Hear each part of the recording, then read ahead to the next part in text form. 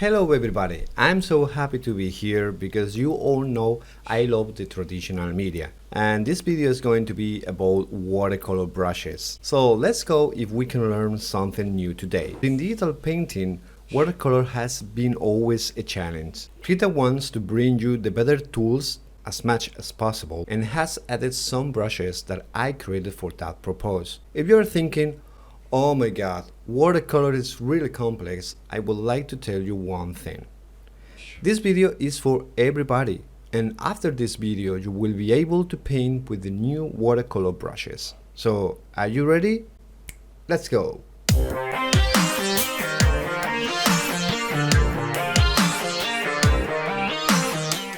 How to paint with these brushes?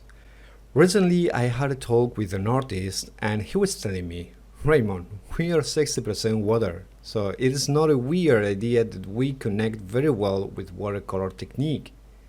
And man, I totally agree. Watercolor is really cool. In the Krita 4.3 features video, I gave some interesting tips. Let's review them really fast with this image. If you want, you can check the video. It's in the card section here in the top right part of the video. The new watercolor brushes. The first brush mimics the idea of dry brush over dry paper. It's good for sketching, and we can increase the effect if we add more flow. This is one of my favorites because it's like liquid paint with your brush. It uses the spray feature to mimic the wet behavior. It's a nice trick, isn't it? The more important thing to notice here is the accumulative effect. Look what happens if I start the brushstroke and then I stop, but without releasing the stylus. Keeping the pressure, you will notice how color is getting accumulated. The real fun part begins when we combine with different pressures and different speeds in the brushstrokes. The sketch pattern. I designed this brush to create a rougher style with our watercolor sketches. It uses a pattern to mimic a bit the paper. It's like a bigger detailing brush. Fringe 2. This brush is interesting because it creates a fringe in the brushstroke edges. With low pressure we get like water drops with only color in edges. As we increase the pressure we get more detailed normal brush. For me this is perfect to be combined with already painted surfaces. I also blend some areas if I want to get a nice blend in some parts of the brushstroke. Basic. Passing several times over the same area, opacity and grain decrease. Also, we can create interesting grainy effects. Would you like to see an example? So now let me show you just a couple of things about the basic brushes. Because as you can see here, I can use them perfectly to create this kind of effect, the removing effect as I am painting. Subtractive mode, okay? But how can I control that?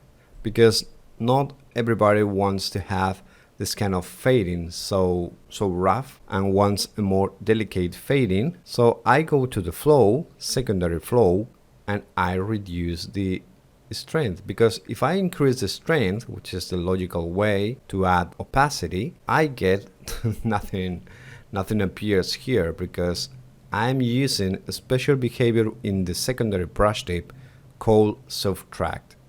So I'm really subtracting with my brush tip. So if I go to the secondary flow, I need to reduce this and I get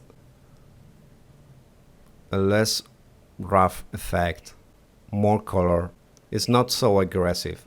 So if you like to remove completely, you set to 0 and then, or just put it in 3%, and it's very visible, but it's already there. So if you insist in the same brushstroke, you can go and see the texture that is already here. Okay, personally I prefer to have this in this value when I am painting solid colors, but for my usual watercolors I use the default setup and use it with low pressure and increase the pressure, or start increasing the pressure and I get a rougher effect, but with more opacity. I hope this helps to understand how these brushes works, because I know this is not the usual behavior in a brush. Okay, now I'm gonna show you how to use the Water C Basic Round Grunge, because as you can see here, I can create really cool effects with grain. Sometimes it's very useful because if I have, for example, rock and I want to add a layer of just texture here, it's really interesting because I can compensate this with this brush, and I get the texture and the shadows where I need them. But how can I control this kind of grain? Because maybe it's too rough for some users. Well, if I go here to my brush editor and I use again the flow, secondary flow, I can use the same technique. If I go to lower strength, I reduce the strength to get this not so strength effect. And now you can compare,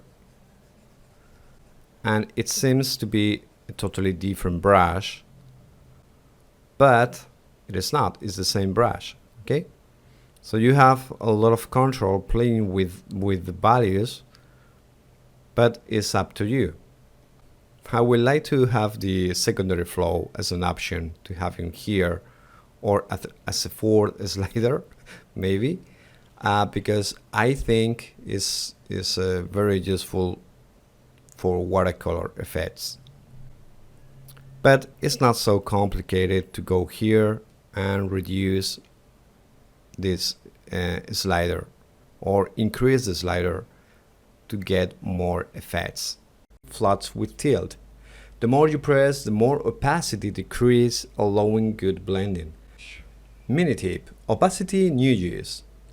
When we learn digital painting, we memorize that if we use this kind of a stylus, then the more pressure means more opacity. These processes are slightly different in some cases to achieve interesting effects. If you press harder, sometimes not with all the brushes, it's like adding water and the opacity in the brushstroke fades. It's a bit special because you need to play with the pressure during the brushstroke. And that means that we don't paint like this with multiple brushstrokes. We paint more like this. Less brushstrokes, more controlled. These brushes use tilt, but for not tilt users, we can use the angle feature with the pop-up palette. Also, if you like the effect but need a rounded shape, you can change the brush tip and done. The splats. Splats are very used in watercolors. Sometimes we need to create a lot of points as fast as possible. This is the way. It can simulate the grain in texture, vegetation, and more. Changing the brush tip, we could create the sponge effect. Spreaders. These brushes can spread the pigment like using water. I think these spreaders can be really fun because it allows you to create a lot of different effects. Sometimes we see a brush like this and we think how this can be used in my painting. In this case, this brush can cover different ways of using.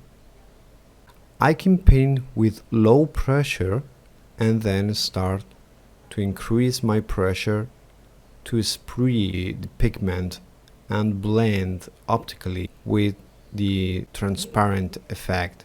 I can use mid pressure like this, and I can paint more structural elements, and then for example I can press harder and I get this blend, but I have started with mid pressure. Okay, so what happens if I start pressing hard on my stylus like this? I get very non-visible mark that I can't just not fade too much. But if now in the same brushstroke I am releasing the pressure, I get this. So with the pressure, I can control all the effects in the same brush stroke. That gives you a lot of power, I think. Okay, but now imagine that you don't like the grain, the grain that produces the brush, and you are thinking, maybe it's too complex to change this behavior. Well, it's not. So if you go here to the brush tip, you can see that we are using this brush tip to create the effect and produce this effect, because this is the structural brush in this case, and this is the grain brush that produces the effect. So I can use, for example, this one, and automatically you see more soft effect. It's grainy, but it's soft because it's using this point in a different way. And I can use also a linear like this, and you see the effect.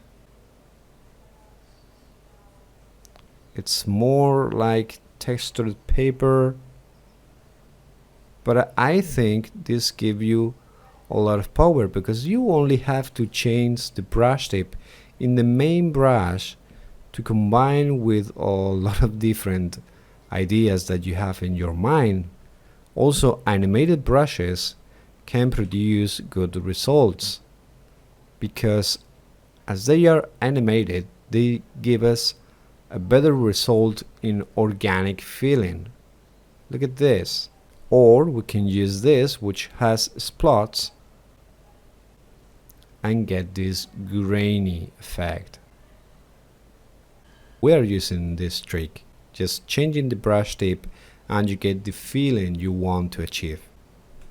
What do you think about this? I love it. Water.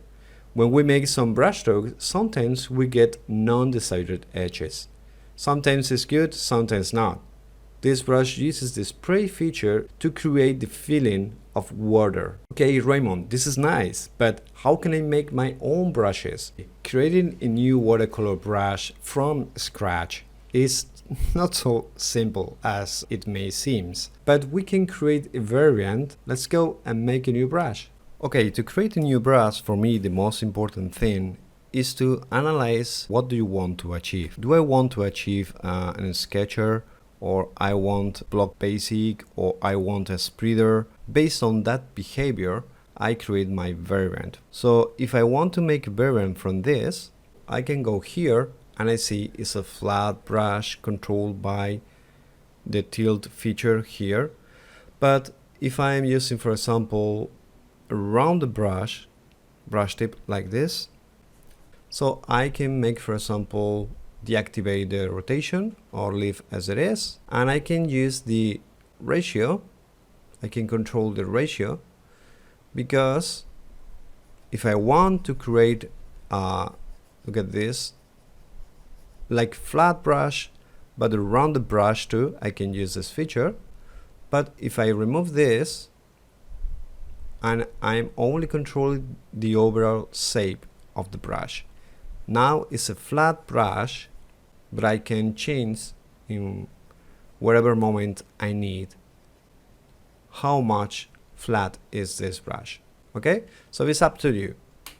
Then I go to the save new brush preset. I can use the scratch path area, or I can use my icon library. So if I go here, just look for the right shape, maybe this, and click on accept.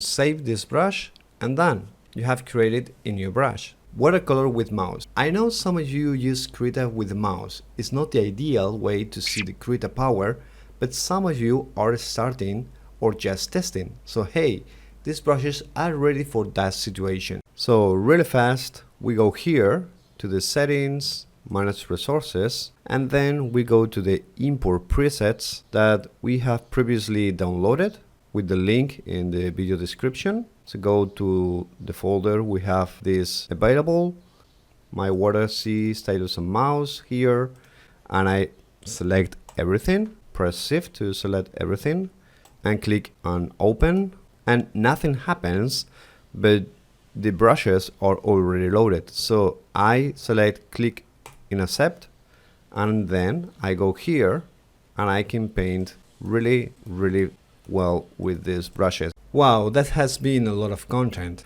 As you already know, this is only a visual trick. It's not real watercolor with fluid simulation, because Krita nowadays cannot do it. But who knows, in the future, maybe there is a lonely coder that want to make a new brush engine with a lot of good features of blending. I don't know. There are more people in Krita Artist Forum that can contribute for different kind of projects. So if you have ideas, please go to the Krita Artist Forum and share with us to increase in community knowledge, because also it's really fun. And that's all for now. So see you next time. Bye and happy painting. If you like this kind of content, showing new ideas, don't forget to give us a like, that helps a lot. Also, if you want to see more videos like this and don't lose these contents, subscribe and activate the notification bell, because I'm going to cover more and more things.